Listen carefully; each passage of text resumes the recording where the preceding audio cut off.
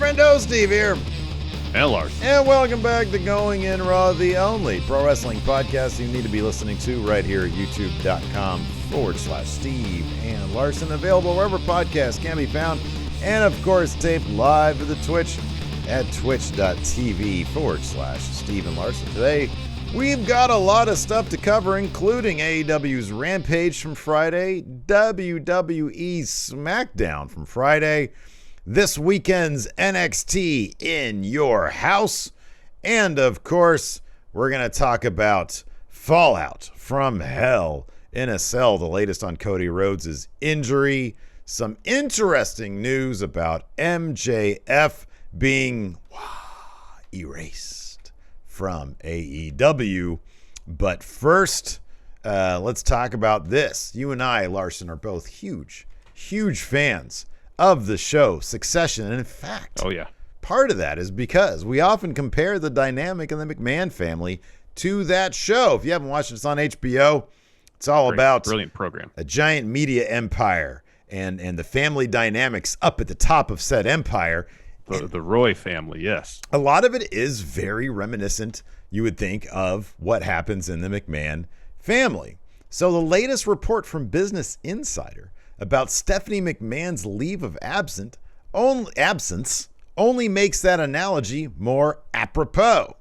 PW Insider has a synopsis of the article, which states that Stephanie's leave was actually, quote, executed by her father, Vince McMahon, the organization's 76-year-old CEO, rather than the break being to spend time with the family, as was publicly announced by Stephanie. The article details why Vince made the move, stating that WWE was not seeing the growth in sponsorships and marketing, two areas that fell under Stephanie's purview.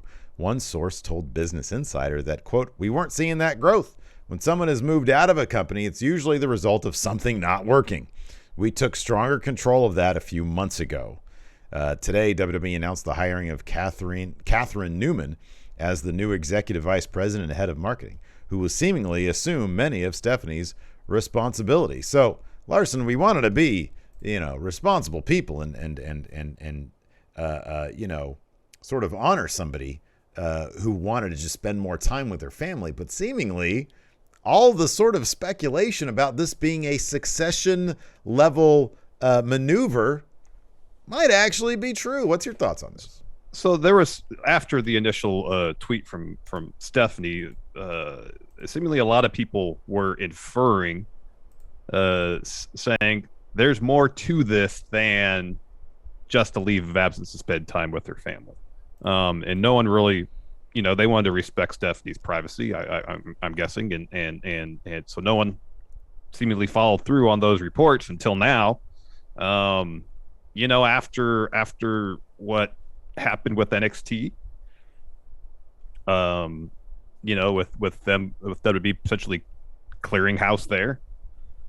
At this juncture, nothing surprises me. It's a little bit surprising if this is true that Vince, probably asked Stephanie, hey, step aside, essentially. It's a little bit, but at the same time, I mean, Vince apparently fired Shane at the Rumble or shortly after, cleaned house in NXT, which was Triple H's thing. Mm-hmm. And if this is true, seemingly asked Stephanie to step aside from her role as chief brand officer, I think something it was, like or that, chief something like that. Yeah, CBO. So a new executive could be hired. So, I believe in this article too, the Business Insider one, WB was framing, or it was framed as WB trying to change their corporate structure to emulate UFC in terms of, I believe, sponsorships and whatnot. Mm-hmm. Yeah. And I don't know how seemingly moving most of the McMahon family out of executive roles is going to achieve that, but seemingly that's part of it. This is not surprising at all. I sort of liken it to, you and I both being in the Sacramento area when the Maloofs were running the Sacramento Kings. And around that time, when you saw, multiple things like the NBA basically forcing Donald Sterling to sell to Ballmer, you see nowadays, whenever what used to be like family run, entities, sports teams, sell out to billion-dollar conglomerates or, hedge funds or whatever. Mm-hmm. It's a different ball game these days. If Vince McMahon expects to sell his company for 10 bills or whatever, Thurston said the market cap right now for WWE is at $5 billion. Which means Vince is going to want a lot more than that to actually sell the company, which I still honestly think is what he wants to do. Could be. You bring in a guy like Nick Khan who's savvy to the current media landscape, and I'm sorry, but there's people out there who have experience that vastly exceeds what a Triple H or a Stephanie McMahon is going to have only solely dealing with WWE. If you want to be Marvel, you're going to have to deal with other executives from companies like Disney. They probably have NBC Universal as their top, sort of maybe target for who'd want to buy them. But like with all these other savvy, media conglomerate executives out there, Stephanie ain't going to cut it. She's just not, because she doesn't have the portfolio. She doesn't have the resume that you would need to make those higher level decisions. It's a different day and age when you have, specialists coming in who are used to like dealing with billion-dollar companies.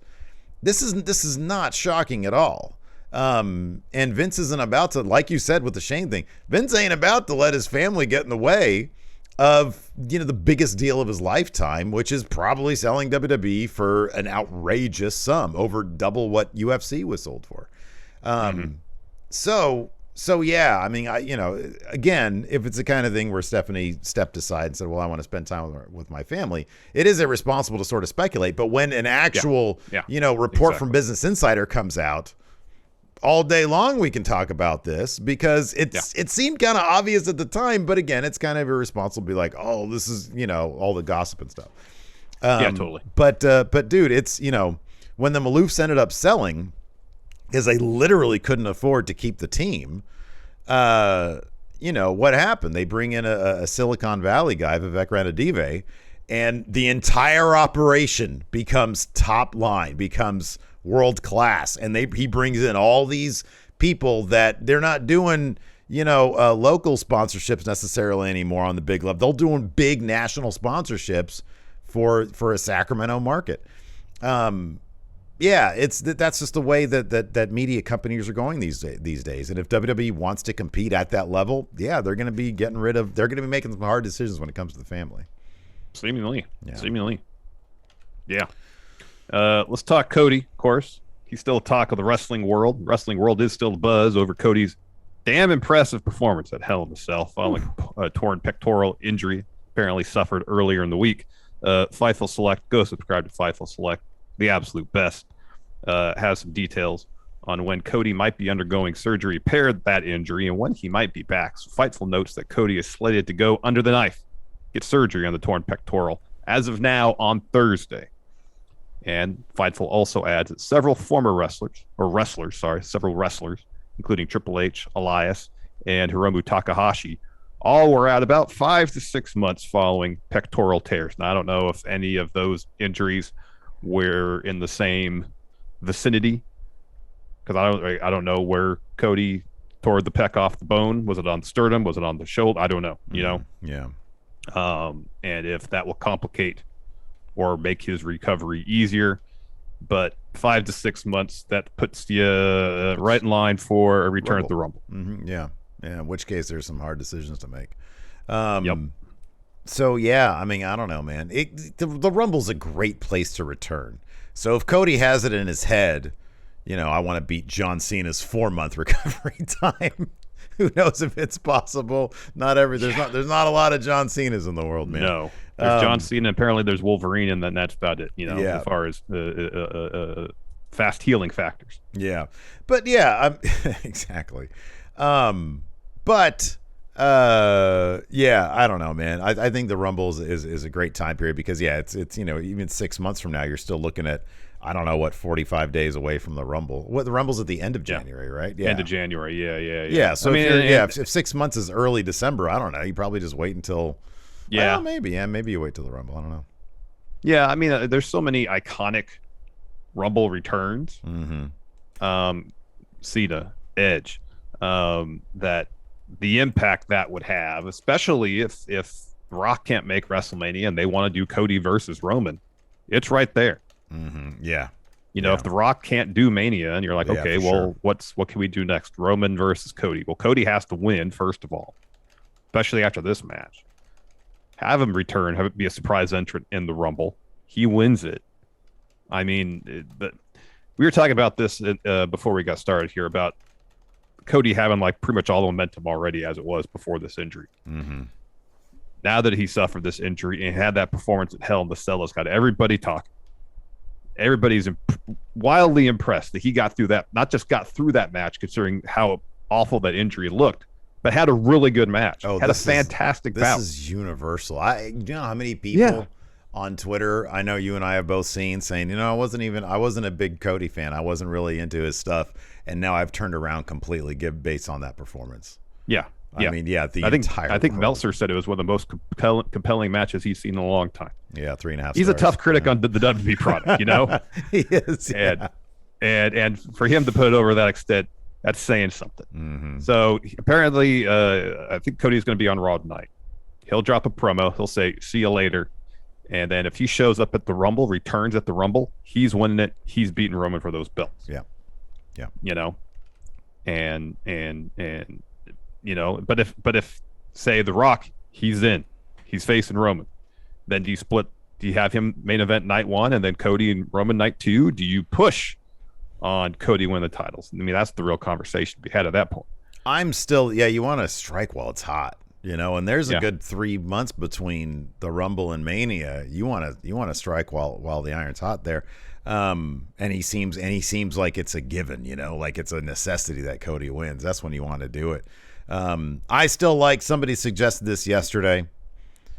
You add Cody to the Rock Roman match, triple threat. He stacks them. He stacks the ultimate bloodline, man. That's what you do.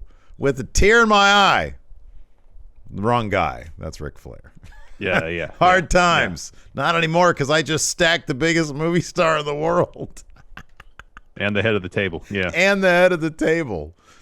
Oh, man. And then he's there, he wins, and he's like posing above Roman and Rock with both the belts, and you hear, there's more than one royal family in professional wrestling. Yes, exactly. It all works. It works. It's perfect. Absolutely. Anyways, let's move on to Cody's former protege, MJF, who had a week of his own last week with that. Oh yes, with that amazing pipe bomb-esque promo. So AEW, they're doing their best to make this look like a shoot, brother.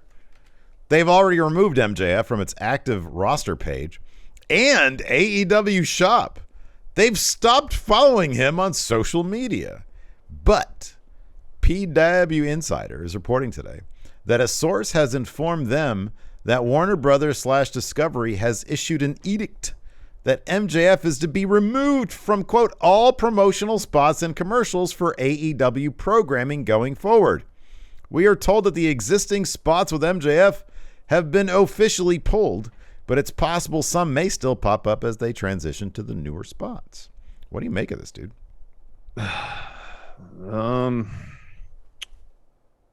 I mean, pulling promotional spots with MJF, and it fits in with the larger idea that AEW was distancing themselves from MJF.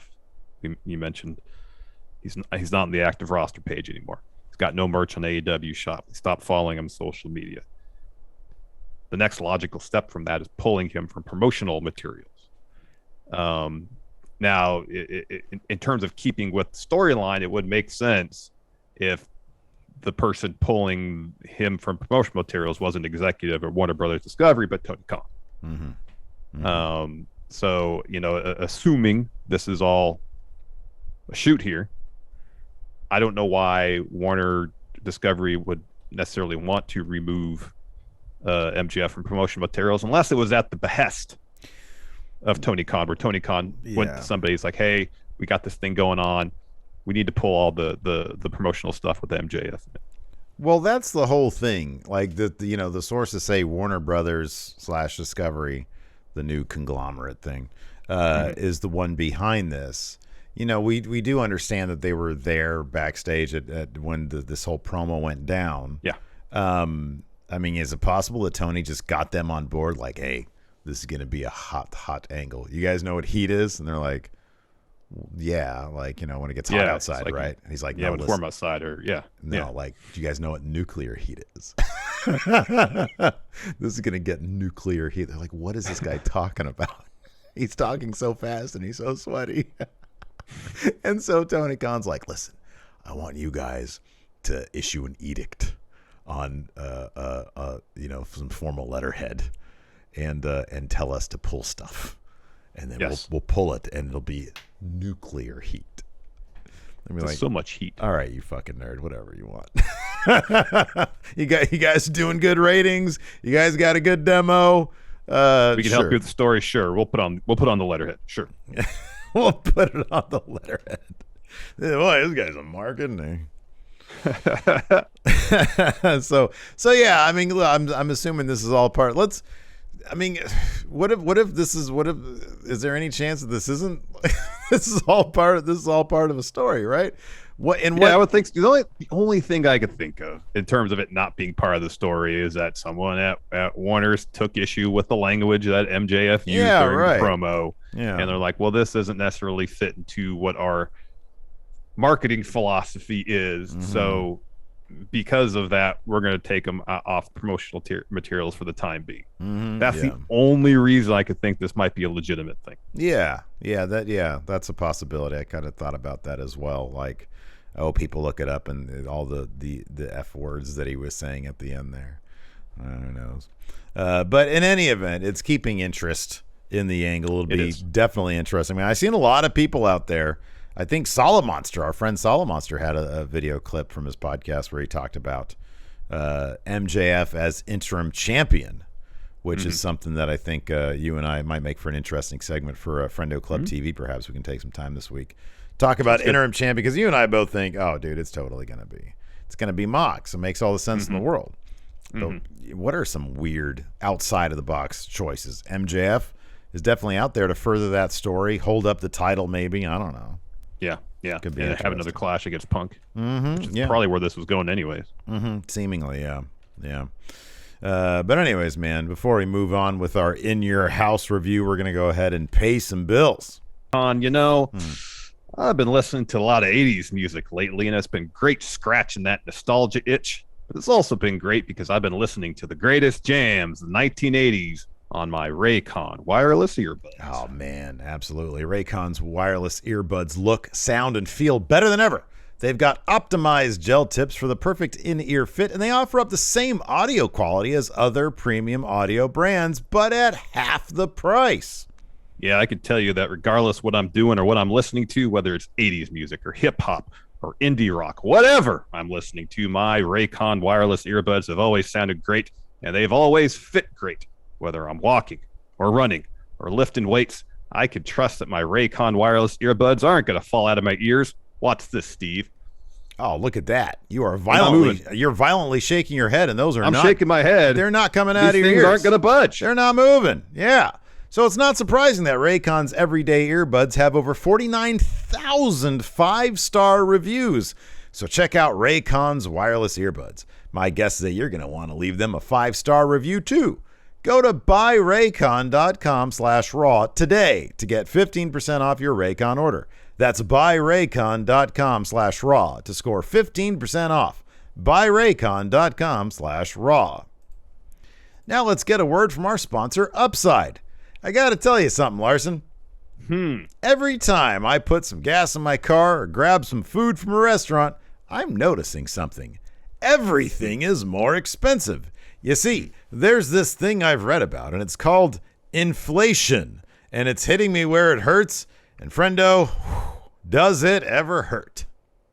Yeah, I'm aware of inflation, Steve. And yes, it is hitting me hard too, which is why I started using Upside when I buy gas or eat out, because Upside gives me cash back on those purchases. I've bought gas with Upside. I've bought burritos with Upside. With each purchase, I've gotten cash put back in my pocket. And hey, thanks to you, Steve. Thanks, man.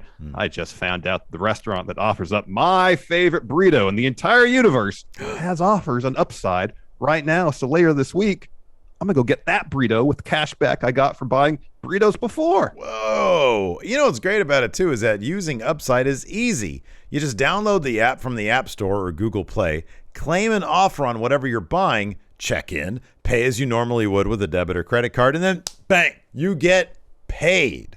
You can cash out anytime to your bank account, PayPal, or an e-gift card for Amazon and other brands. And you can earn 3 times more cash back with Upside in comparison to credit card rewards or loyalty programs. Upside users are earning more than $1 million every week. So download the free Upside app and use promo code RAW to get $5 or more cash back on your first purchase of $10 or more. That's $5 or more cash back on your first purchase of $10 or more using promo code RAW. Before we get back to the show, let's get a word from our sponsor, Athletic Greens. You know, Steve, you know, I'm always trying to find ways to improve my gut health and get more energy. Then I started taking AG1 because in one serving, I'm getting 75 high-quality vitamins, minerals, whole food source superfoods, probiotics, and adaptogens to help start my day off right. Yeah, man. You know, a lot of people take some kind of multivitamin, and it's important to choose one with high-quality ingredients that your body will actually absorb. Athletic Greens is the one thing with the best things. It uses the best of the best products based on the latest science to support better sleep, recovery, mental clarity, and alertness. Yeah, I make myself some AG1 every morning before I eat breakfast, and I've noticed that my gut health has improved, my energy has gone up, and it's been really easy to work into my daily routine. And whether you eat keto, paleo, vegan, dairy-free, or gluten-free, AG1 could fit into your lifestyle, and it costs less than $3 a day. And right now, it's time to reclaim your health and arm your immune system with convenient daily nutrition. It's just 1 scoop in a cup of water every day. That's it. No need for a million different pills and supplements to look out for your health. To make it easy, Athletic Greens is giving you a free 1-year supply of immune-supporting vitamin D and 5 free travel packs with your first purchase. All you got to do is visit athleticgreens.com/raw. Again, that's athleticgreens.com/raw to take ownership over your health and pick up the ultimate daily nutritional insurance. NXT In Your House went down this weekend. They added more people to the performance center. Did you notice that? Didn't they they brought the barricade a little closer to the ring and they added some more. Why do they do that? There's already not enough room. Yeah, there was like a suicide dive spot that looked particularly nice. It was during the Legato match. I was like, oh God, the margin of error there is so thin. I mean, I feel like the entranceway from the ramp to the ringside area is so narrow as is. Yeah, right. I mean, it's going to be a PWG show soon enough. Yeah. I don't even know why I brought that up. That was like the first thing that came to mind. I thought it was a solid enough show. It felt honestly like it felt like just a special episode of NXT. It did. You know, everybody did a good job. Yeah, I mean, I didn't think there was a bad match per se. NXT 2.0, there's still it's better, but there's still a lot of throwing stuff against the wall, and we're in a lot of cases watching people learn how to wrestle on cable television. Yeah. That being said, when it comes to their special events, their takeovers, if you will, they always deliver. I don't think Stax and Two Dimes have a whole lot of experience wrestling, right? And they held their own in this 6-man tag. Yeah. You know, and whatever, you know, I don't know if in the ye olden days of NXT 1.0, if they'd spend the week, you know, working on their matches, rehearsing their matches to get it right before TV. But it seemed, you know, I think we in behind the scenes stuff, we've seen wrestlers work out their takeover matches or, you know, heard something to that extent. So it would seem that's still part of the process. You know, when you have your pay-per-view matches, you want to get those down good. Well, I mean, dude, yeah, now especially because they're all developmental kids. Yeah. The one moment that I went to the PC, yeah, there was like what, I don't know, 5 rings, and there was like, I think it was like the Viking Raiders and I don't know, it was like Birch and Lorcan or something. And they're all like working out their match, and I think that match ended up happening like a couple of weeks later. But no, they were prepping that shit like endlessly, I think, and I think that's why those matches were so good. Yeah, I think so. You know, dude, my enjoyment of NXT, it comes down to a couple things. Number one thing that you always mention is seeing people develop. You know, one that's been notable for me, obviously, if for anybody paying attention to the reviews, has been Grayson Waller. He's gone from somebody who like I haven't really cared about into somebody who, he's developed a bit of a comedic persona that sort of has something that he has grown into, as opposed to what he first came in was just arrogant influencer. Now he's developed some of the comedic stuff, which I personally find appealing. So much of what I like about NXT has nothing to do with the actual wrestling. Sometimes they get very clever with the wrestling and the stories told in the ring, but so much of it is just the personalities that have been developing I have really grown used to, and I've really come to appreciate. When these special events, the wrestling has been good and it's been fine, but it feels a bit more like a dry episode of NXT where you just have match after match after match, which I like the little skits. I like the interaction between the characters because that's where I get to see the character growth. And so In Your House was fine. They had really good matches. Obviously, usually the case is whatever match Carmelo Hayes is a part of is going to be the best match. And that's what the case was as well. Although I thought the tag match was really good too. But Grimes and Carmelo Hayes, I think, put together the best match. I was a bit surprised because I thought your logic was sound of Solo Sikoa saying, hey, I got next. He's had Hayes' number, so maybe this does make sense. Oh, this guy's a legitimate contender to Carmelo Hayes because he's had his number. But Carmelo picked the title back up from Grimes. Interesting that they didn't really do much with Grimes since he won the title. I mean, he's had some defenses here and there, but not any meaty stories like, Carmelo. The chase has been really good for him. I thought there was some other good stuff. I thought I liked the Wendy Chu Mandy Rose match. I thought that was pretty solid. I liked the Creeds winning those titles. I thought that was really good stuff as well. The main event kind of fell flat simply because, the main story going into this was that Joe Gacy was going to make Braun Breaker lose his temper and get him DQ'd. He'd win the title that way.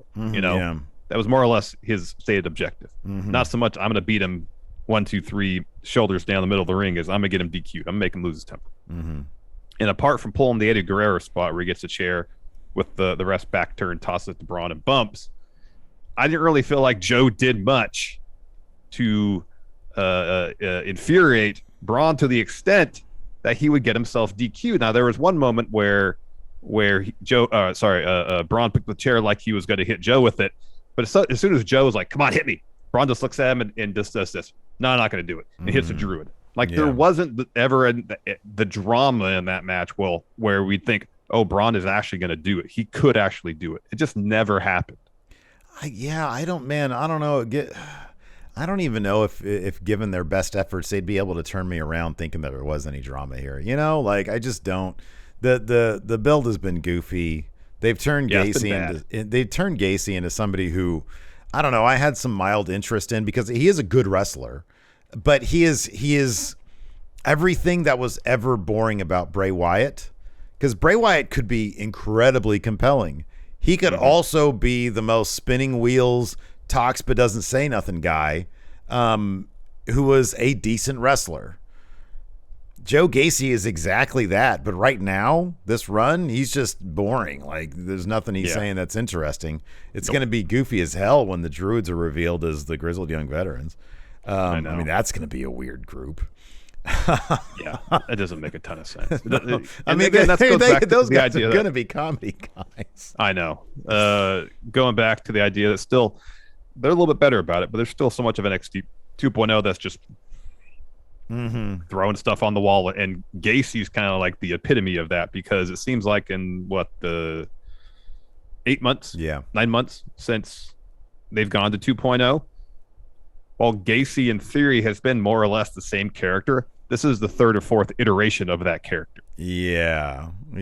Like there's been so many changes, and none of them really feel like they have a clear-cut direction. It's more just like a nebulous idea. Hey, let's try this. Oh, this isn't working. We'll put Harlan with you. That's not working. He gets released. Well, let's do this for a little bit. Oh, now you got druids, you know? Yeah.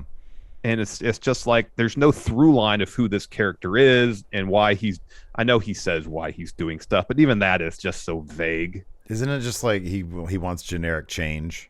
It's always that's always the laziest thing. It's like, I'm gonna bring change because you're not real or whatever. Yeah, it's silliness. It's silliness, and the match. I don't know, man. I mean, I know. Look, maybe part of it isn't necessarily. I think you're right about Gacy and them throwing shit to see what sticks. I wonder if with Braun, it's like, hey, you know, we're gonna expect big things from you out of main roster because you're a very main roster guy. And on main roster, you go through a lot of different variations of stories. You know, you're gonna have the supernatural Bray Wyatt types. You're gonna have, you know, the ones that are based off strictly who's the better wrestler. You know, and so maybe they're just like, hey, let's throw Braun a variety of stuff, and at the same time, you get to accomplish, you know, the thing where let's see if this will work. The throwing shit, see what sticks. Well, I think with Braun, too, is they're actually trying to tell a story arc with him where he enters 2.0 as a rookie. No experience. Yeah. You know, he's got the pedigree because of his, you know, his dad, his uncle. And he's got the athletic background being a football star. But in terms of entering the world of sports entertainment, you know, he's a rookie. And not only does he have to learn how to wrestle, he has to learn the pressure that comes now with being champion. He has to learn how to kind of adapt himself, as you mentioned, to various competitors in various situations. And while I don't think it always works, the stories they're telling with Braun, I appreciate they're trying to tell like an overarching story with him that I imagine will lead to his eventual call up. And that I guess maybe the idea is like, hey, we've told the story with Braun, so at least the viewers who watch NXT will be familiar with his journey. So when he goes to the main roster, he'll have a brand that carries with him and thus a fan base. Yeah, he's got to go and be. I could be completely off base with that. Be a sports entertainer. Yeah, sports entertainer. Enforcers in chat now, so that's what I'm thinking of. He's like, but then again, like in the 1.0 days, they would. In the 1.0 days, they would do that too, and then they get called to band, they'd be completely different people. Yeah, I know. No, I know. It's odd. You know, I will say this about Braun and even Joe Gacy. The performers give it everything they have. Braun has run with everything they've given him, and hats off to him for doing that. And same with Gacy. I mean, I don't know if it's something that he's really into, where they're like, hey, this week you're going to be sort of like pseudo supernatural. Well, next week you're going to have teleportation powers. This week you're going to be able to control televisions. That might be frustrating as well, but Joe Gacy gives it everything. He doesn't really seem like he ever phones it in. Creative does, or at least they're confused about what they're doing. But yeah, I don't know. I was like, I haven't been into any of that stuff, and this match was not going to turn me around on that. No, not at all. Not at all. And I thought there could have been a few instances where Braun could have milked the situation to give it a little bit more drama potentially. Yeah, right. Just that last spot where he had the chair and Joe was like saying, "Come on, hit me," after the low blow. That he could have milked that moment a bit more, but he was pretty quick. As soon as Joe was yelling at him to hit me, he just kind of looked at the chair and looked at Gacy and says, "No, I'm not going to do it," and then hit one of the druids instead. I mean, you know, dude, those are moments you have to learn how to milk to tell the story. Yeah, I mean the story is basically just Cena versus Bray Wyatt at WrestleMania. Yeah, it is 30. Yeah, it is. But one feud that I've been into just for the comedic value, and again the characters interacting, was Legado del Fantasma and Tony D'Angelo's guys, his empire or racket, whatever he's running over there. We got our answer as to which family is gonna join which family. As we had sort of suspected, Tony D'Angelo had Legado del Fantasma join his family, so now they're gonna be like, I guess the second in commands, or the I don't know, the Aaron. Oh, people. I'd be very surprised if Santos has any sway in any activities. I know. That Tony D'Angelo engages in. I'm trying to say a diplomatic term for like a production assistant. You know? Like, yeah, that's what that's going to be the situation. Is that Tony's going to have Santos and the rest of Legato doing all the dirty work. Foot soldiers. Thank you, Enforcer. Yeah, yes. Exactly. Yes, and I guess we can just jump right into it. So this was a really fun match. It was a good opener. And then the little bit where each team asked the ref to check ringside for the other team's kind of foreign objects they employ. That was a really nice touch. Yeah. Eventually, crowbars and brass knuckles were introduced. The finish saw Tony and Santos. They hit the double clothesline spot. Elektra Lopez put some brass knuckles in the ring for Santos. Mm-hmm. And so it was Two Dimes, I believe, that hands Tony a crowbar. Mm-hmm. Joaquin Wilde gets the crowbar from Tony. Hits Stacks with it, but then Tony then picks up the brass knuckles, hits Wild with them, so he falls, and then Stacks. Oh, sorry, it's Stacks. I got hit with the crowbar. It doesn't matter which one it was. It does, because I want to get the finish right. It does. So then Stacks is kind of like leaning against the ropes after getting hit with the crowbar, and so Two Dimes pushes him, who's basically unconscious, on top of Wild for the win. And then Santos is late breaking up the pin, and he sold the moment perfectly. Yeah, he realized, oh shit. Yeah. I gotta join up with Tony now. Yeah, when he looks and sees what just happened. The finish was very smoothly done. Everybody was exactly in their place. And you're right. Yeah, when he looked down and saw what just happened, he was like, oh fuck, this is gonna suck. So yeah, there's probably gonna be some funny stuff. Look, I don't know what the over-under on how much time it's going to be before Legato's just like, fuck this, I'm not doing this. Because they can totally... There's never any consequences for this stuff. No. You know, they're just going to, at some point, they'll put up with a little bit of this shit, see what they can get out of it, and then they'll just turn on him and they'll have another match or something. And another match where, the if they win, then they're out of the family or something like that. Yeah, exactly. Yeah. After that, we had a pretty nifty Alba Fire video package. Followed up by the women's tag team match, Chance and Carter versus Toxic Attraction. I thought this was really, really good. I mean, I know I've seen a lot of people, they're really antsy to see Katana Chance and Caden Carter get these tag titles, but I don't know if it hasn't happened by now. You know, commentary was talking so much about, oh yeah, they've been a tag team for like 2 years now or whatever it's been. And feels like it's been longer than that. It feels that way, yeah. But they're basically a women's tag team in a company that has kind of like no actual women's tag teams besides, like, even in NXT. It's not like there's like a lot of Toxic Attraction, and it's them. Yeah, I mean, I know like Cora Jade and Roxanne Perez have been talking about teaming up together, but like and then even in main, I mean, it sort of mirrors main roster. It's like it's not a whole lot of actual teams there. So I don't know. It's probably just better for them to split up at this point. So anyways, Toxic Attraction gets the win here. So Caden rolls up Gigi Dolan. Dolan kicks out, sends Carter towards the ropes. JC Jane's there, hits her with the forearm, and then Gigi follows with like a nasty looking half and half suplex with the bridge to get the win. Mm-hmm. Yeah. After that, we have a pretty deadly promo where they sing a really bad song about how they hate the Creeds. Yes, boy. Yes, boy. And then we got Carmelo Hayes versus Cameron Grimes. Carmelo had a cool entrance, so he's sitting with like a single spotlight over him. Mm-hmm. And then Trick walks up and just says to him, "Let's get it back." Yeah. And then and they walk and make their entrance. This was a fun match, although for me, Grimes is so boring. Yeah, sure. Yeah. I'm not invested in his story whatsoever. Yeah. So it's hard for me to care one way if he wins or loses. Oh, I cared. I wanted him to lose really bad because I love Carmelo and Trick. Yeah, Carmelo's great. They're fantastic. And I can appreciate Cameron Grimes. He's a good wrestler. They did some cool stuff. The double moonsault thing that they did, the springboard thing, that was really cool. All the cool stuff that Grimes does in general. I always pop for that standing jumping power slam thing, the Spanish like the fly shooting power star press, whatever it is, standing power slam deal. Yeah, I don't even know what it's called, but I love that. I think it's great. Both these competitors are great. For some reason, I didn't feel as connected to the bout as I would have liked to.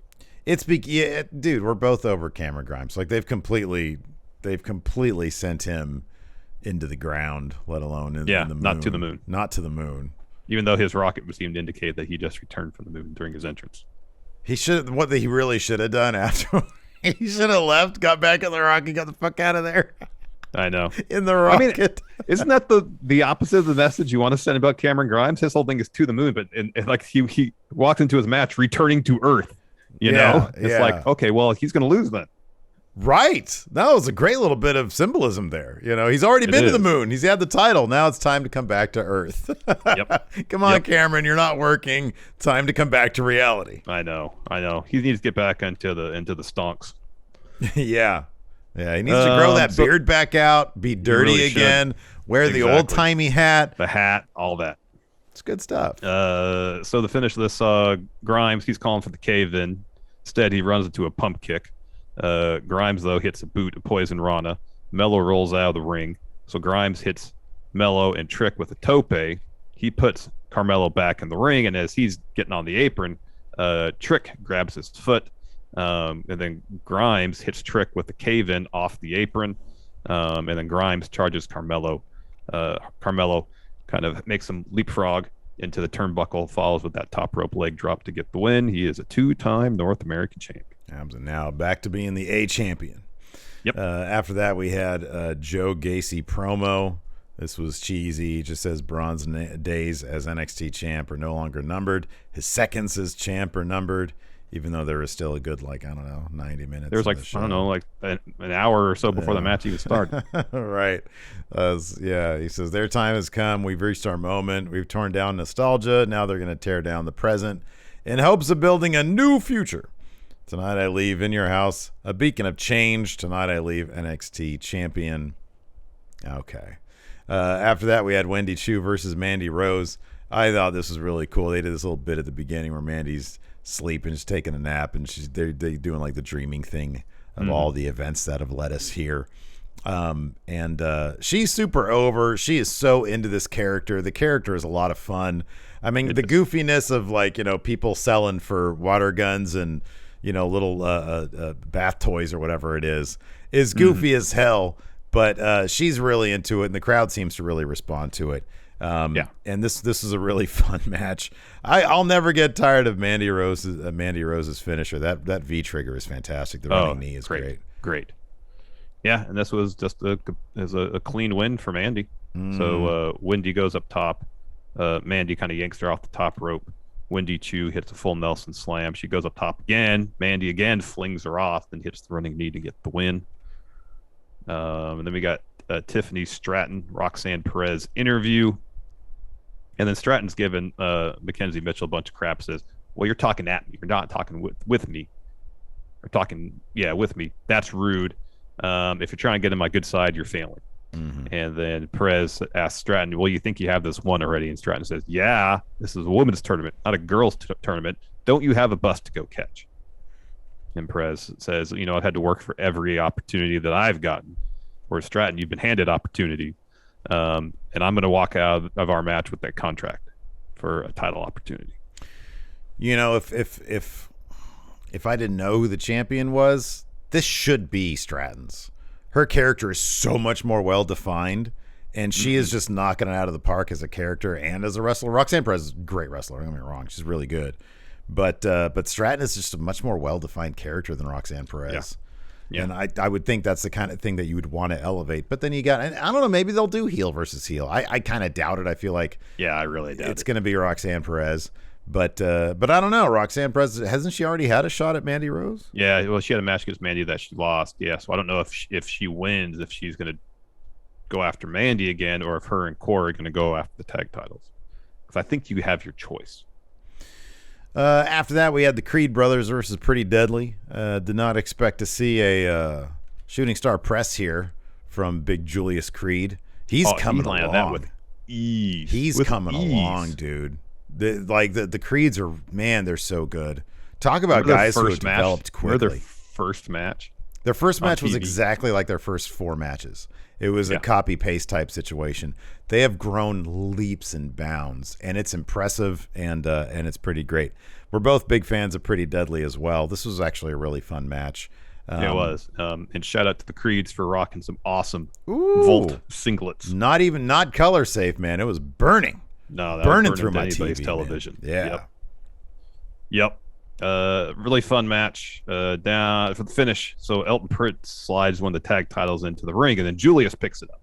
And so the Creed's family is sitting ringside. So Julius, like the rest, distracted. He has every chance to use the belt to get the win. Their whole story has been they want to win the right way. So Julius looks at the belt, looks at his family, instead hands the belt to the ref. Kit goes for a clothesline. Julius ducks that. Brutus slams Kit. And that's when Julius follows with that huge shooting star press, sliding clothesline to get the win. We have new tag champions. Yeah, he hit that thing perfectly. Yeah. Yep. And then we had our main event, Braun Breaker versus Joe Gacy. You talked about this a little bit. None of the stuff that Joe Gacy did to try to get Braun to DQ himself really resonated all that well. He did this bit actually made me laugh quite a bit because I thought the timing was really good. The Eddie Guerrero bit where the ref is distracted by one of the Druids. Joe Gacy takes a steel chair, hits it against the mat, and then throws it over to Braun and takes a bump. And so the ref is like, "Oh, you totally did this. You did this." And the ref was right on the verge, said, "This match is," and then another ref just bolts in out of nowhere, grabs him, and says, "No, he didn't hit him. I saw it." It was. I thought it was a really well executed moment that made me chuckle quite a bit. But beyond that, yeah, I mean the bit where Gacy sort of Breaker knocks Gacy off the apron onto the announce table. That was a pretty gnarly bump right there. So hats off to Gacy for taking that. Oh, then Braun's countering Gacy's finisher with that spear. That was like perfectly timed. It looked absolutely devastating. That was really good. Yeah, Gacy sold that like $1 million. So there was some stuff to like about this match. Just unfortunately the story building to it was just kind of crap. Just kind of meh. So anyways, after that spear, Braun hits his finisher to get the win. He retains. Yep. There was a Smackdown on Friday, Steve. There was a Smackdown on Friday. You are correct. And Riddle and Nakamura got their shot against the Usos for those tag titles. And try as he might, Riddle basically 2-on-1 cannot get the job done. Yeah, no.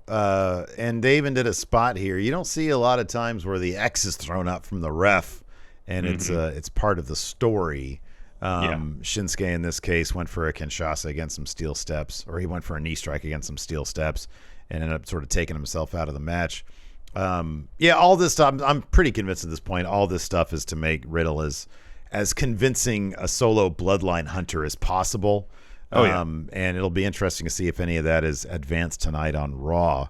But yeah, no, I thought it was a good showing for Riddle. I actually really liked how they kayfabed the Roman's music, because towards the finish of the match, Riddle has one of the Usos up for a super RKO attempt, and before he's able to hit it, Roman Reigns' music hits in his Tron play, so he gets distracted. It leads to him losing the match, and then you look backstage, and Sami Zayn is there next to the production. He's in the production truck, and it's revealed he's the guy that played the music. So he's like, "Hey, look, we did it.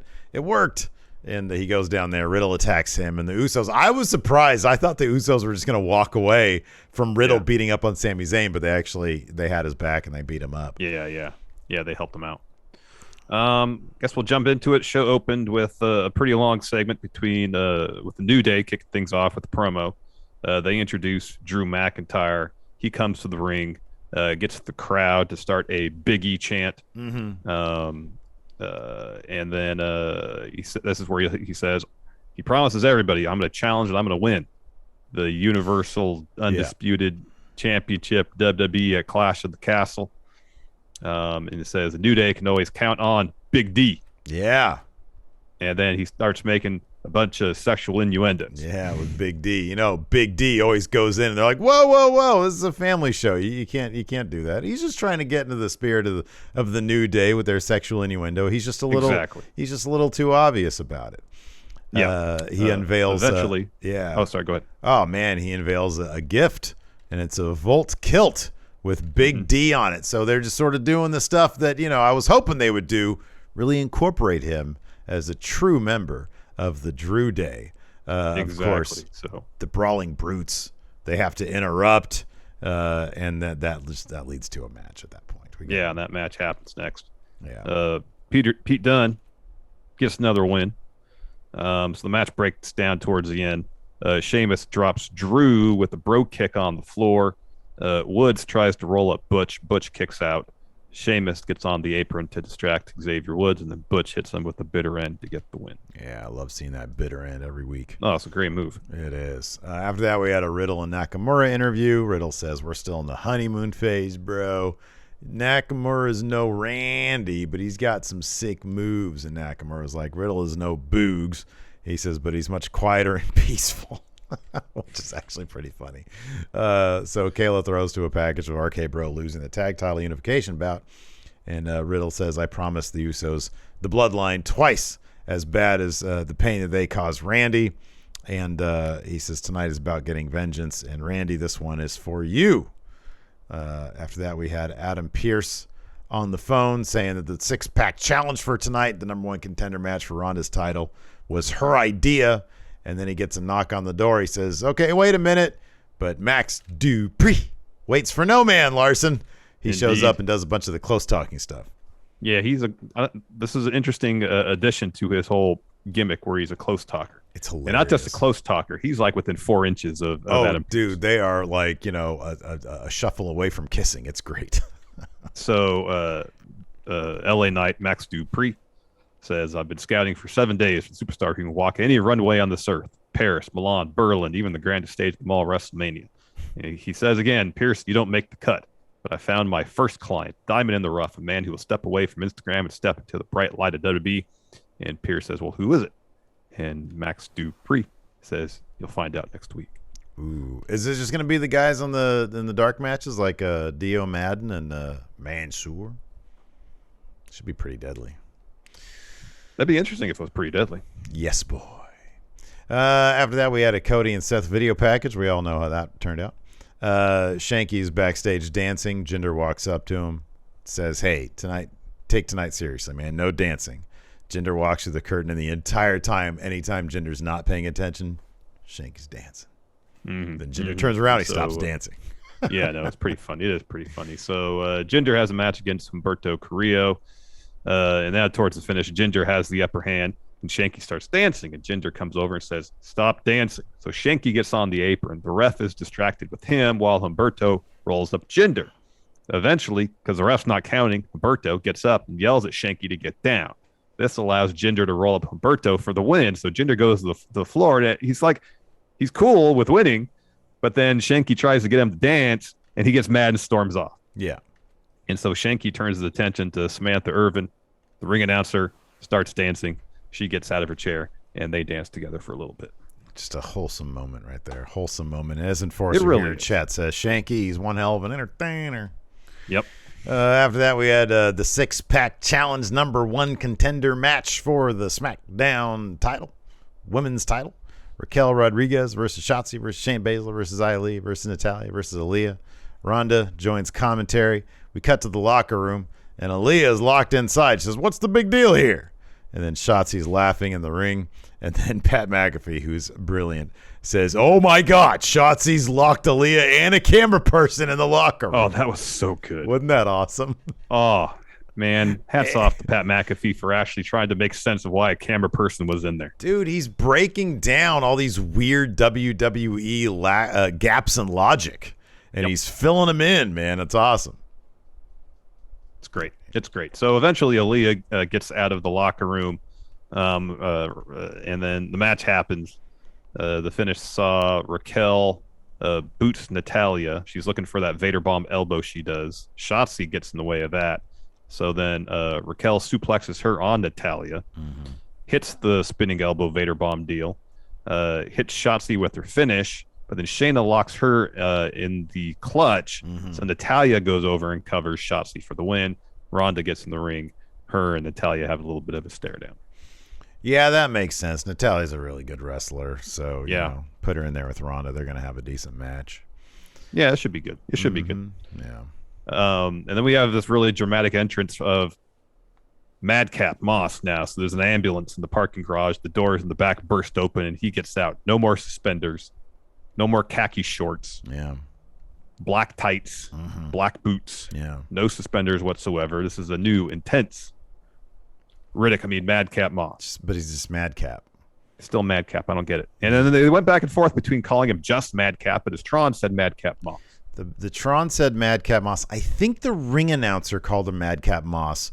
But and then his lower third during his entrance said Madcap Moss, but when they went to commercial, or at some point during the promo segment, the lower third said just Madcap. And Cole would only refer to him as Madcap.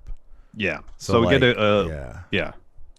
They did none of the preparatory work, like the Tron, the lower, all that. So they did none of that stuff. They just had I don't know Cole. which one it is. I'm still confused whether it's Madcap or Madcap. Well, what was the last line on Madcap? Peacock? What was the lower third on Peacock? I didn't notice what the lower third was, but the Tron said Madcap Moss again. So we got a Lacey Evans video package. She's back on SmackDown now after being on Raw for like 3 weeks. I can't wait till tonight when we're going to get a Lacey Evans package where she's back on Raw. Dude, that's a possibility, by the way. They might turn this into a joke. They could. This might be one of the joke things they do. It's entirely possible. So then Madcap Moss comes out for a promo.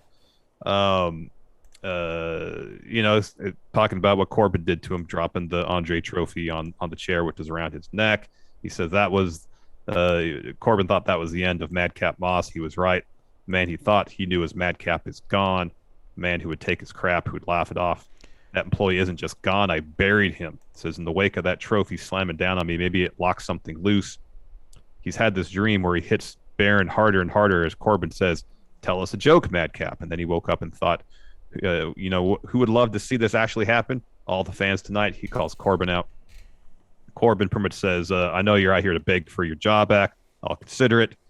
And then Moss says, the only thing I want you is to get in the ring so I can knock the teeth down your mouth, your throat.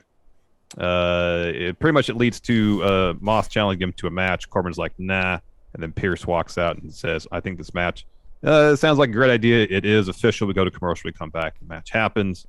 Moss gets himself DQ'd because he puts the ring steps in the ring, puts the chair around Corbin's neck, and is about to hit him. And the producers run in to stop it. Baron wins by DQ. Sorry. Yeah, and that pisses off Moss. So I can confirm, Hell in a Cell, the lower third, Madcap Moss. Okay. So there you go. Like you said, Corbin gets the DQ win there. After Moss hits him with the chair and then the spot at the end. Yeah. And then we'll get more about that a little bit later. We got the Usos interview. They poke fun at Riddle for dedicating the match to Orton. Say they're dedicating the match to Roman, and after tonight, the bloodline will still be dripping in all the gold. And that's when we get Corbin backstage. He's about to leave, and he's like, hey, Pierce, are you suspending Moss for what he did? And Pierce is like, no. Instead, since you guys are hell-bent on destroying each other, no holds-barred match between you guys at Hell in a Cell. Yeah, Corbin wasn't happy about that. We get a Ricochet promo saying Gunther and Ludwig want to talk about respect. So I got the Intercontinental title because my work between the ropes, and it's flawless. He's confident that Gunther is going to respect his skills, and the Intercontinental title is going to stay on his shoulder. I got some bad news for you, Ricochet. Probably not. We got a Gunther and Ludwig promo next, and Ludwig saying that the Intercontinental title represents honor and integrity, and there's no man more worthy than Gunther. Ricochet, your time is up, and then Gunther says, I'm become the new Intercontinental Champion. Yeah. And he is. I got good news for Gunther. He is. He's right. He's right. After that, we had Shinsuke Nakamura and Riddle versus the Usos. We sort of talked about this a little bit already. Match really turned when Shinsuke ended up whacking his knee on the ring steps. Trainers took him out, and then Riddle went on a run. But in the end, a little bit of distraction there from Sami Zayn in the production truck led to, let's see here. It looks like Riddle hits a super RKO on Jimmy. Jay follows. I'm sorry. So it distracts Riddle for a moment. Jay tags in. Riddle hits the super RKO on Jimmy, not realizing that he's not the legal guy. Jay followed that up with a splash and got the win. Mm-hmm. Mm-hmm. Then we also had Rampage. Really fun show. Boy, that opener, that Young Bucks Lucha. Yeah, that was match. Something else. Oh my God, that was. Of course, we did an emergency video Friday evening talking about Punk announcing that he is injured, has to have surgery, and there was some confusion at the time about how they're going to handle the title situation. So, just to recap and for clarity's sake, he's not vacating. Correct. They're going to crown an interim champion at Forbidden Door. So Correct. They're having like a couple qualifiers, as they call them, eliminators. Mm-hmm. So to kick off Dynamite, there's going to be a battle royal. Mm-hmm. Winner of that battle royal on Dynamite faces Jon Moxley, the number one contender right now, the number one ranked wrestler, in the main event. The winner of that match moves on to Forbidden Door. On the New Japan side of things, at Dominion, I believe, you got Go Ace, Hiroshi Tanahashi taking on Hiroki Goto. Mm-hmm. Winner of that match moves on to Forbidden Door. So it's going to be Mox versus Tanahashi at Forbidden Door for the interim AEW World Heavyweight Champion. Mox will probably win that.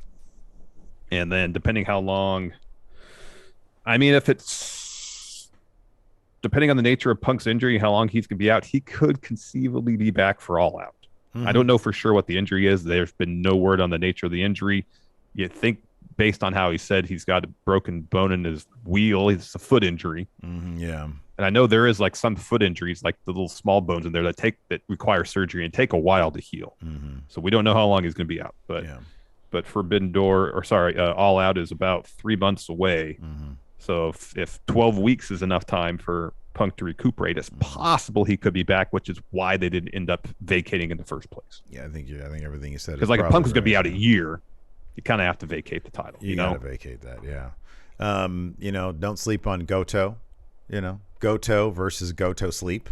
I think that's the banner right there. That's the headline. Goto. The match sells itself at that juncture. Right? That's what I'm thinking. It does. And then, of course, Goto wins the entire thing. He's our new champion for 2 years. And then he just turns that into the Never title, the Goto title. Yep, exactly. Kicked off with the Young Bucks versus Lucha Brothers. This was awesome. This is, you just got to watch it. Sort of turning the Young Bucks tide when he took Penta's mask off his head. Yeah. That led right directly to the finish. Yeah. Exactly. The Bucks hit him with super kicks after that. Hit Phoenix with a BTE trigger for the win. And Matt, he didn't give that mask back. He was parading around in that mask afterwards. Yeah, this was a terrific match. There were some absolutely insane spots in this match. It was crazy. Yeah, it was one of those you got to see match. Yeah. This was great. We had Team Taz, Powerhouse Hobbs, and Ricky Starks versus some enhancement talent. Some LA Fight enhancement talent, by the way. Awesome to see LA Fights represented there. Who were they? Fuck you for that. I don't know. Jordan Cruz was one of them. I think one of them was Jordan Cruz. But I don't know the name of the other. No, Rob. No, I would say it if it was Rob Shit. Okay. Oh, absolutely. I'd say that. All right. I think Jordan Cruz is the name of one of the guys, and I'm sorry. All right. I forget the name of the other. So the match was supposed to kick off with the Hobbs and Starks promo. However, they attacked their opponents like right at the bell. And so they ran the promo during the match, and the promo was just about as long as the match was. Pretty much the gist of the promo was, we're not tag champions yet. Doesn't mean we're going to stop going for them. And then they end up getting the win after Hobbs hits a huge spine buster. That was hilarious, by the way. The promo basically ended right when the match ended. That was hilarious. Yeah. After that, we had Kiera Hogan versus Athena. Once again, Athena's just proven she's one of the best wrestlers on the planet. She's so good. Yeah, she's so good. We had a Stokely Hathaway promo saying Athena's been here 2 minutes. She already wants a shot at Jade. Kiera's going to give Athena some California love in the form of an ass whooping. Yeah. And it's going to send Athena to the back of the line. Athena ends up, of course, winning with there's a new name for the Eclipse, isn't there? I think they called it something else. If there is, Excalibur didn't say it. It was like a god killer or something like that. Oh, is that the war goddess? It's something. I thought he said something. Well, her thing now is she's the fallen goddess. Okay. Yeah, the fallen goddess, yeah. Seriously? Why is everybody in the chat calling it an O face? Is that what they call it? Enforcer, J-Nubs, and Miguel all called it an O-face. I did not hear that. I didn't hear that either. If that's true, that's fantastic. That is interesting. That is decidedly less cool than like God Killer. Okay. They're all saying it's the O-face. All right. All right. I guess that's what it is. Kind of embarrassed for not picking up on that one. Okay. Then we had a House of Black video package where they saying, hey, this is all part. Julia Hart joining them was all part of their plan. House always wins. And then Julia spoke for a little bit. Mm-hmm. Yeah. Yeah, Julia was really good here. That little promo. She just had like a couple lines, but I was like, oh, this is cool. Really picked something up from the. She kind of punctuated the whole thing at the end. So. Mm-hmm. Yeah, she did. Then we got the Punk promo. We know where we talked about earlier. He's hurt, needs surgery, not vacating title. And as we mentioned earlier, they have their means of determining the interim champion. So, yup. And then we had Dante Martin, Scorpio Sky interview. Dante's like, hey, I got Matt Sydal watching my back. And Seidel's like, yeah, Dante's going to win. We're the best high flyers. And then Lambert says, Dante, you got all the talent, but you're still a huge question mark. Sky says, you guys talk a big game, but can you back it up? He says, Mark, just hit your line because I can't wait to kick Dante's teeth down his throat. And then we had that match, and yeah, it was a banger. It was good stuff. It was good. So the finish saw Lambert get on the apron, distract the ref. Dante's looking for the nosedive. Ethan Page grabs his foot. Dante boots him, and then Sydal hits Page with, I believe, a kick off the apron. Scorpio's looking for the TKO. Dante reverses into one of his own, gets a 2, and then Dante hits a cave-in, gets a 2 count, and then Scorpio kind of flings Dante over the top rope, follows with the TKO to get the win. Yup. Fun match. Absolutely. Let's go ahead and answer a couple questions here. We're going to have to start doing like a separate video for questions, man, on these Monday shows because there's a lot going on here. There's a lot going on, especially when there's, weekend shows apart from Smackdown and Rampage. It makes for a jam-packed episode. Yep. Juan Guerrero Jr., Mr. Triple Mania, says, even if WWE goes with Roman versus Rock at WrestleMania, Cody has to be the one to dethrone her. Yeah, but we don't know how we get there. How do you get there? I don't know, but Cody has to be. Because they can't wait at too this point. long. They can't wait too long. No, you can't. B-Man Patrick Sparks says, if each major promotion had a logo similar to Jerry West in the NBA, what superstar would be the logo? It'd be Roman right now for WWE because he pretty much already has he's got that. Yeah, he's got that. Kind of his own Jumpman Jerry West type thing going on there. For AEW, for New Japan, it's Okada doing the Rainmaker pose. Oh yeah, absolutely. Yeah. For AEW. Is there when Punk is coming down doing the clobbering time thing? Can you just sort of make a logo out of him? That's just him looking at the wrist. Yeah. I was going to say Jade doing the flex, but that's it's false advertising because they don't really feature women a whole lot, No, the Young Bucks. It'd be the Young Bucks. Oh. Doing the thing, yeah. Yeah, that's true. Yeah, it'd be that. Let's see here. Jason Lewis, whose long-term plans were most affected by last week's injuries? WWE's or AEW's? Well, I don't know if Cody was going to get those titles before WrestleMania, so I kind of feel like AEW's plans are probably more. But I kind of, granted, I don't know what Punk's injury is, but if he's not vacating, I feel like he's going to be out less time than Cody is. I agree. Yeah, I think you're right about that. So maybe if the idea is that he can be back by All Out, maybe not a whole lot of plans change apart from his Forbidden Door bout. That could be. Yeah, that could be. Maybe the plan was for Mox to face him at All Out anyways. Mm-hmm. Yeah. And this is just another way for them to get there. Yeah. Let's see here. Don't want to get into somebody's head here. So Blake Elizondo says, we rightly called out Matt Hardy and AEW for working after getting concussed. And we know that WWE doesn't always put health first thanks to CM Punk. So the question is it responsible to praise Cody for wrestling severely injured? Could this lead to it being the expectation? So here's my take on it. Matt Hardy had a brain injury. He had a concussion. That to me is infinitely worse than a torn pectoral muscle. From what I understand, I would be shocked if Cody wrestled that match thinking there was a possibility that it could be a career-ending making the injury worse could be a career-threatening thing. Yeah. And I would imagine the idea is the doctor checked him out and said, "You're not going to get yourself hurt any worse than you are now." Right. Yeah. You know, because apparently if it's off the bone, it's off the bone. You can't hurt that any worse. Now, does having a torn pectoral open you up to other injuries because you have to favor your other arm? I don't know about that. Of course, you always got to worry about the situation where you're in the ring hurt. You got to worry about the health and safety, not just of yourself, but of your opponent. But if, they're highly trained professionals with a ton of experience, as we saw at the match, there wasn't a whole lot. And apparently they cut out some stuff that was more potentially dangerous for Cody to perform with the injury.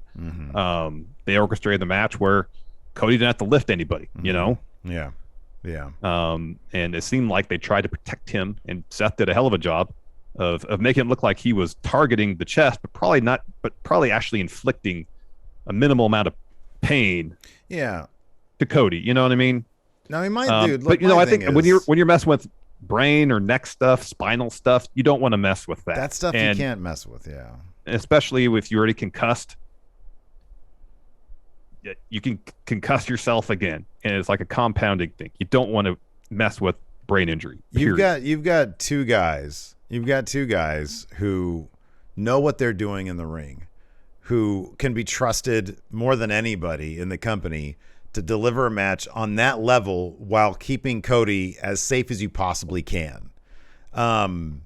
So no, I think that they would have pulled him if there was any risk that he could be doing more damage. Exactly. It just looked like it fucking hurt really bad. Yeah, because it probably did hurt. It did. It was probably incredibly painful for him. Yeah. So yeah. But no, I think that I kind of think it's apples and oranges. I think dealing with a torn pec and dealing with to answer the second part of his question, could this lead to being the expectation?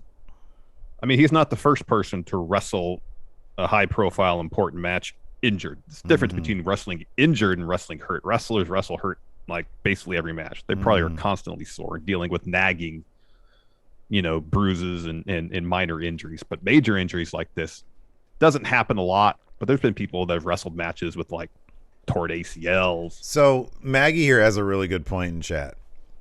I have kind of a bigger problem with Kenny Omega wrestling with vertigo than because, dude, if your sense of like motion and space balance is fucked up, that's scarier to me than just a dude wrestling through pain.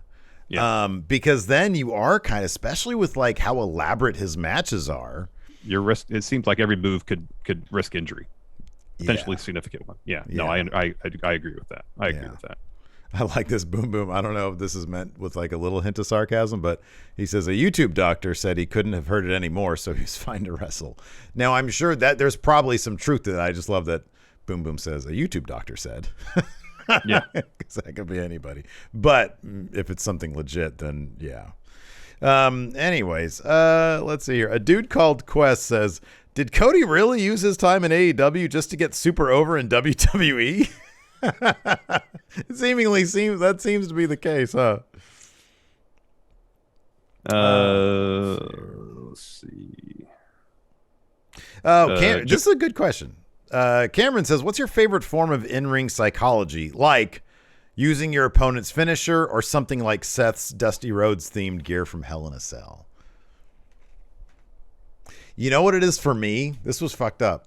Triple H versus Roman Reigns. When Triple H was like, hey, I'm supposed to be the heel, but I'm going to start cross-shopping you, which everybody loves. So now you have to legitimately, find a way to get the crowd back. That was messed up. That's more than just like wrestling psychology, like in-ring psychology. That's actually, hey, literally, we saw him tell Roman, earn your spot. That's actual psychology. Yeah. Yeah. Joke says, does it make AJ, Finn, and Liv look kind of like chumps when they keep losing to Judgment Day and losing for silly reasons? Well, Liv did beat Rhea in the Go Home show. Mm-hmm. Yeah. They stood super tall. Yeah. I mean, this faction is together for the time being to help make Judgment Day look strong, because apparently they want to do something with Judgment Day, seemingly. Yeah.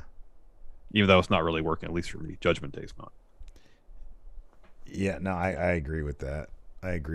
Judgment Day is goofy, but I feel like they're going to keep trying, so I give them points for that. They are. Greg Morris says, power rank these 5 guys, and who do you want to see as interim champion? There's Eddie, Mox, Tanahashi, Miro, Pac. Okay, so what are we doing now? Who you'd want to see as interim champion? Number 1 for me is Miro.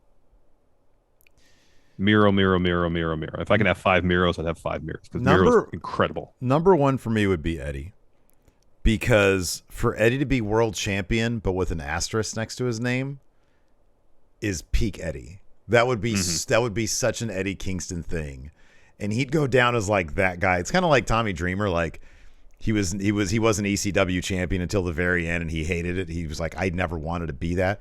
But with Eddie, I think that would be really, and then you could revisit Eddie versus Punk, which is, I really wish they had done that in the first place. Yeah, I know. The only reason I wouldn't want Miro to win it because he shouldn't have the asterisk, and also too, because Punk's going to win the unification bout. But just to see Miro with a world title would pop me huge because I think Miro is outstanding. Yeah, you're right about Eddie. I'd have Eddie as at 2. I'd have Tanahashi at 3 just because it's interesting. Oh, it's absolutely, an interesting scenario. Yeah, you know. And then I'd have Pac. I'd have Mox last on my list. Yeah, we've seen him as champion before. Yeah, I mean, he's in a lot of ways he is a perfect guy to be interim champion because of that. At the same time, we've seen it before, and he'll be in the interim champion probably for a couple months, and that'll be it. But let's try to manifest anybody but Mox, because I agree with you. He's the most boring choice. He is. Yeah, but he's also the incredibly likely to be because of that. Yep. Anyways, that's going to do it for us. Thanks, everybody, for tuning in. We appreciate it. We'll be back tomorrow with our Raw review. Tonight, I will probably be streaming with the Enforcer over at twitch.tv/MFSteve here, so come check that out. We'll do some 2K22 stuff. Is W Steve W about to start? It's on the verge. I don't think we're going to start tonight, but we're sort of on the precipice. So, yeah, maybe we'll do some like dark matches for W Steve W tonight, because we have the arena, and I want to understand some of these characters, man. Sometimes you got to see them in action to understand them. That's true. We're going to bet some channel points too. Ooh. Anyways, thanks everybody for tuning in. We appreciate it. And until next time, we'll talk to you later. Hey, what's up, everybody? This is Stone Cold Steve Austin impersonator Phil McDonald, here to tell you to go support Going In Raw and Friendo Club at patreon.com/Steven Larson. They got bonus episodes, ad-free audio, a weekly newsletter rounding up the weekend wrestling news, and a bunch more. Patreon.com/Steven Larson. Go support or get hit with a stunner.